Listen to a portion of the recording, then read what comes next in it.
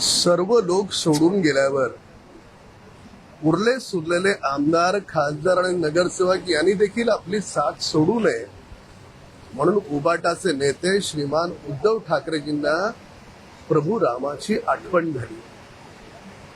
Covid काळात दारूची दुकानं उघडतात आणि प्रभू रामाच्या मंदिराला टाळा लावणारे तुम्ही. काय कारण? दारूची दुकानं जे नियम लावून तुम्ही उघडले तेच नियम मंदिरं देखील उघडण्यासाठी नियम तुम्ही लावू शकला असतात, पण केलं नाहीत तुम्ही. आणि आमचा सवाल आहे की उद्धव ठाकरेंना प्रभू रामाविषयी बोलण्याचा नैतिक अधिकार कुठे आहे? प्रभू राम हे काल्पनिक होते, ते कधीच त्रेतायुगात अस्तित्वात आले नाहीत असं म्हणणाऱ्या काँग्रेस सोबत तुम्ही जाता. 500 वर्षाचा संघर्षाचा लढा, राम जन्मभूमीचा जेव्हा अंतिम टप्प्यात सुप्रीम कोर्टात येतो तो काँग्रेस त्या ठिकाणी वकिलांची फौज देते का? तर तो निकाल लांबणीवर पडावा. त्या काँग्रेसच्या मांडीवर जाऊन उद्धव ठाकरे बसतात. 500 वर्षाच्या लढ्यानंतर ज्यावेळेस राम मंदिर उभं राहतं त्या भूमिपूजनावर श्रीमान शरद पवारजी प्रश्न उपस्थित करतात, त्यावेळेस उद्धव ठाकरेंची दातखिळी बसते.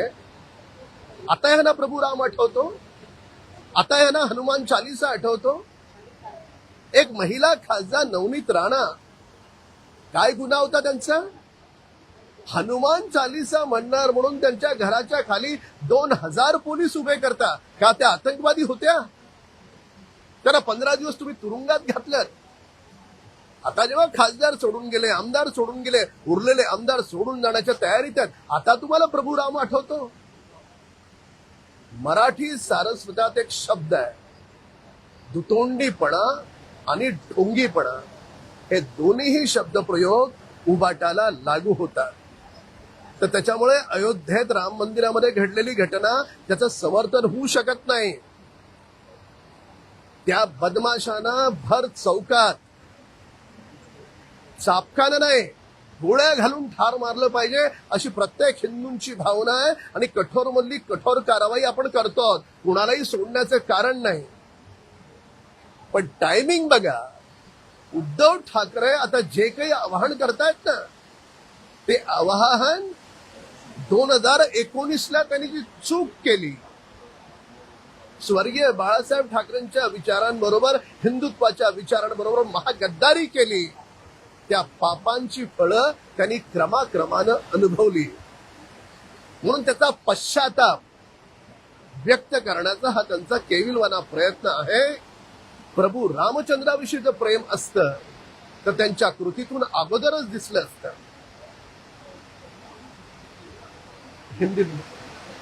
हिंदी हाथ विषय. श्रीमान उद्धव ठाकरे जी को प्रभु राम की अब याद आई.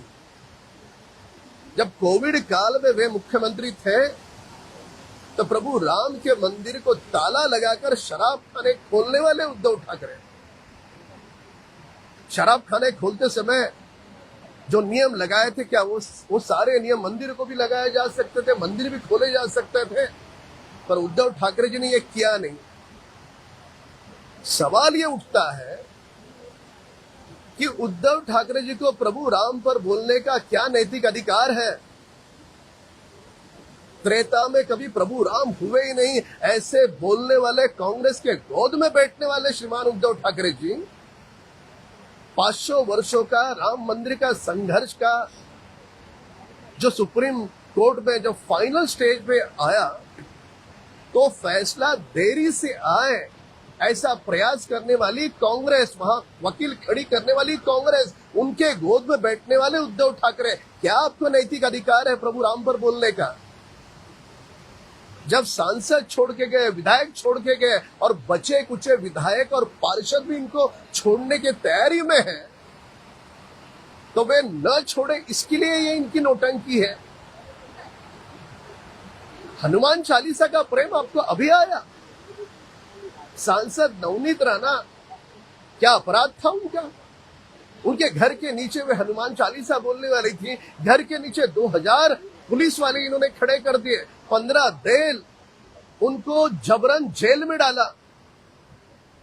अब के कह रहे कि हनुमान चालीसा बोलो, यानी जब सब कुछ पानी बह गया, अब हाथ में कुछ बचा नहीं, तब इनको हनुमान चालीसा और प्रभु राम की इन्हें स्मरण हो रहा है। राम मंदिर में दान दक्षिणा पेटी में जो हुआ, उसके लिए देश भर का नहीं, विश्व भर का हर हिंदू व्यथित है।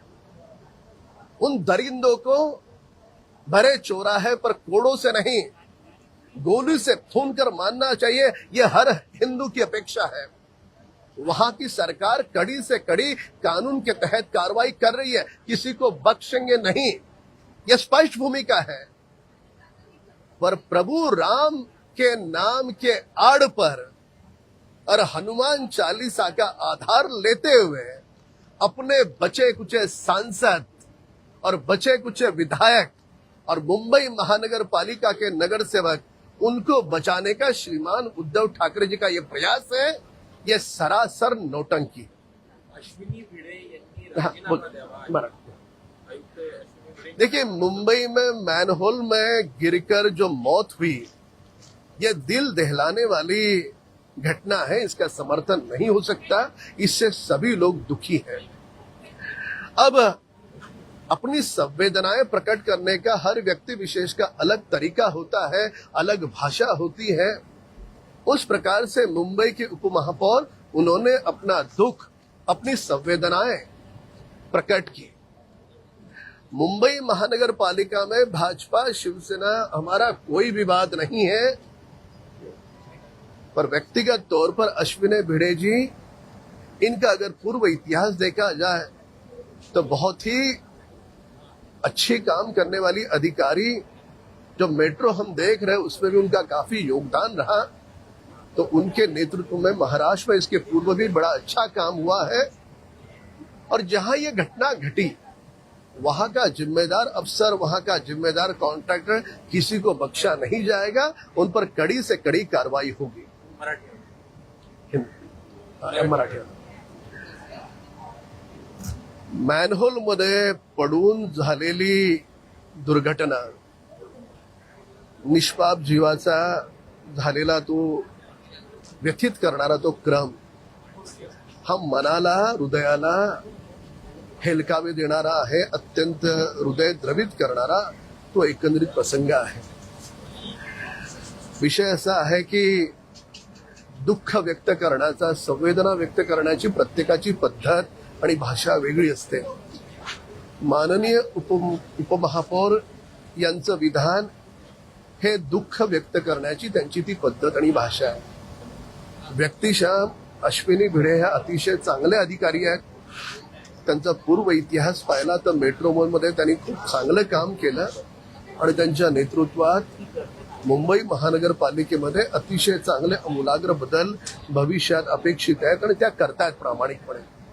ही घटना ज्या ठिकाणी घडली, त्या अधिकारी आणि कॉन्ट्रॅक्टर, आपण कोणालाही सोडत नाही आहोत, आपण कठोर मधली कठोर कारवाई आपण त्यांच्यावर करतो आहोत आणि अशा प्रकारच्या अप्रिय घटना भविष्यात घडू नये, हे सरकारचं प्रथम कर्तव्य आहे। आणि सरकारने ही घटना गंभीरपणे घेत संपूर्ण महाराष्ट्रातील महानगरपालिका, नगरपालिका यांना याबाबत सतर्क राहण्याचे निर्देश दिलेले आहेत।